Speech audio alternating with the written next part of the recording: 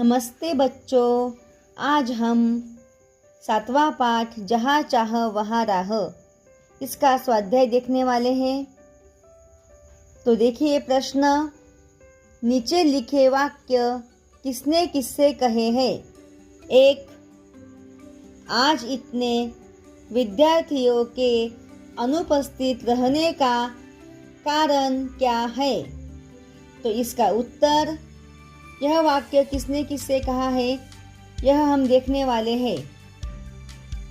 गुरुजी ने विद्यार्थियों से कहा है। वाक्य नंबर 2, भूत ऊत सब कोरी कल्पना और बकवास है। उत्तर,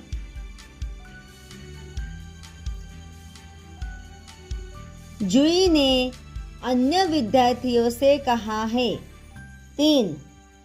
आज एक और अनुपस्थिति लग गई मेरी। ने अन्य विद्यार्थियों से कहा है।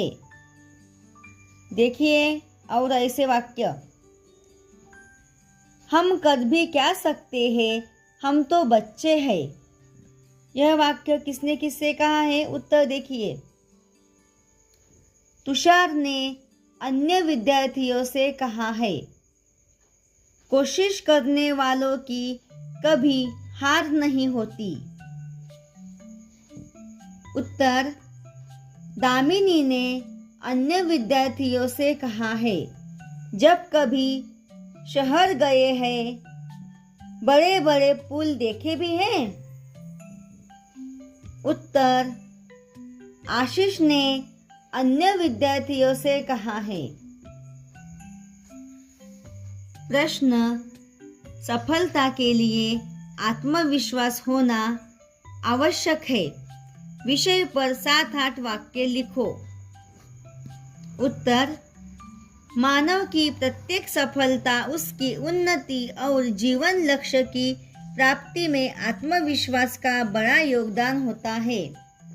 जब हम किसी भी काम के लिए योजना बनाते हैं तो मन में यह आशा होती है कि हमें इस काम में सफलता अवश्य मिलेगी और इसी आशा के कारण हम जी जान से मेहनत करते हैं। यदि कभी थोड़ी बहुत असफलता मिलती भी है तो आत्मविश्वासी लोग दुगनी मेहनत से काम करते हैं। आत्मविश्वास का दामन कभी नहीं छोड़ते। निराशा को अपने मनोमस्तिष्क पर कभी हावी नहीं होने देते। ऐसे व्यक्ति भली भांति जानते हैं कि निराशा उस उत्साह की सबसे बड़ी शत्रु है जो सफलता का मूल मंत्र है। प्रश्न, सहयोग से कठिन कार्य की पूर्ति होती है। विषय पर 7-8 वाक्य लिखो। उत्तर, सहयोग अर्थात 2 या अधिक व्यक्तियों का मिलकर काम करना। कोई भी व्यक्ति, चाहे वह कितना भी समृद्ध हो, बुद्धिमान हो, अकेले अपने सभी आवश्यकताओं की पूर्ति नहीं कर सकता। जीवन के प्रत्येक क्षेत्र में सहयोग की आवश्यकता होती है। सहयोग व्यक्ति और समाज दोनों ही रूपों में प्रेरणा और प्रोत्साहन देता है। सहयोग से प्राप्त होने वाले शानदार उदाहरण और संदेश देती है। चींटियां और मधुमक्खियां ये मिलजुल कर कठिन से कठिन काम भी आसानी से कर लेती है। प्राकृतिक आपदा के समय सहयोग के कारण ही लोग बड़े से बड़े साहसिक कार्य कर जाते हैं। प्रश्न, निम्नलिखित प्रश्नों के उत्तर लिखो। 1. कहानी के शीर्षक की सार्थकता बताओ। उत्तर, जहाँ चाह वहाँ राह कहानी का यह शीर्षक एकदम सार्थक है। एसंबा गांव के विद्यार्थी छोटे थे, अनुभवहीन थे, साधनहीन थे, परंतु यदि कुछ करने की चाह हो तो धीरे धीरे उसकी पूर्ति के रास्ते भी निकल आते हैं। उन्होंने नाले पर पुल बनाने का निश्चय किया।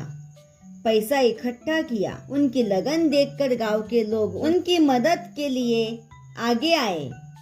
एक बुजुर्ग ने रेत उपलब्ध कराई, अन्य लोगों ने श्रमदान किया और सबके सामूहिक प्रयासों से 15 दिन में पुल बनकर तैयार हो गया।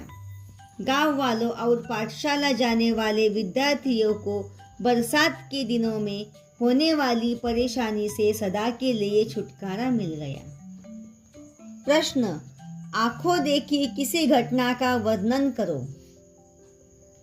उत्तर, कुछ घटनाएं ऐसी होती है जो अविस्मरणीय बन जाती है। मेरे बड़े भाई शिकागो में सर्विस करते हैं। कई वर्ष बाद वे दिवाली पर घर आ रहे थे। पचमढ़ी के पास हमारी बड़ी जमींदारी बाग बगीचे है। मध्य प्रदेश में चोरी डकैती साधारण सी बात है। भाई मेरे लिए बहुत सारी चीजें लाए थे, परंतु उनके लाए हुए बम व पटाखे तो अनोखे थे। मैं एक एक पल गिन रहा था कि कब लक्ष्मी पूजन व भोजन हो और मैं पटाखे जलाऊं। खैर, अंत में पटाखे जलाने की घड़ी भी आ गई। पर यह क्या, अचानक बाहर से बंदूक चलने की आवाज आई। अवश्य ही हमारे घर को डाकुओं ने घेर लिया था। पता नहीं मुझे क्या सूझी, मैंने एक साथ सारे पटाखों में आग लगा दी। सारे पटाखे बहुत जोर जोर से फटने लगे, मानो एक साथ कई बंदूकें चल रही हो। डाकू पहले तो चौंके, फिर स्वयं को कमजोर समझकर भाग गए। घर में कोई नहीं समझ पाया कि घर के अंदर यह आवाज कहाँ से आई। पहले तो मैं सच्चाई बताते हुए डरा, फिर आगे बढ़कर मैंने सबको अपनी गलती के बारे में बताया। पिताजी ने मुझे गले लगा लिया। सब मेरी प्रशंसा करने लगे। उचित शब्द द्वारा रिक्त स्थानों की पूर्ति करो। 1. संगठित प्रयासों से काम आकार लेने लगा था। 2. गांव के छगन बाबा ने प्रचुर मात्रा में रेत उपलब्ध करा दी। 3. पूरे गांव के लिए यह अद्भुत उपलब्धि थी। 4. जूही ने पुल के उद्घाटन का वृत्तांत बताया।